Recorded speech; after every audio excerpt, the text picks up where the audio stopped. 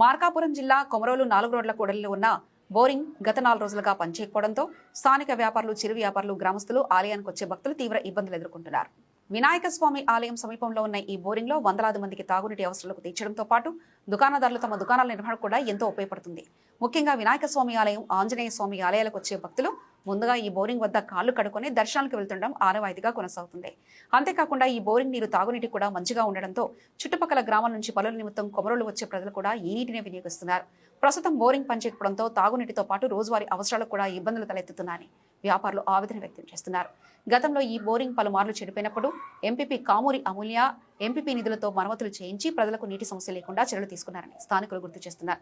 ప్రస్తుతం కూడా వెంటనే స్పందించి బోరింగ్ కు అవసరమైన మరమ్మతులు చేయించి నీటి సరఫరాను పునరుద్ధరించాలని వ్యాపారులు, చిరు వ్యాపారులు, భక్తులు, గ్రామస్తులు ఎంపీపీ కామూరి అమూల్యతో పాటు సంబంధిత అధికారులను కోరుతున్నారు. ఈ బోరింగ్ త్వరగా మరమ్మతులు చేయించి తిరిగి అందుబాటులోకి తీసుకురావాలని, ప్రజలకు త్రాగునీటి ఇబ్బందులు తలెత్తకుండా తక్షణ చర్యలు చేపట్టాలని స్థానికులు విజ్ఞప్తి చేస్తున్నారు.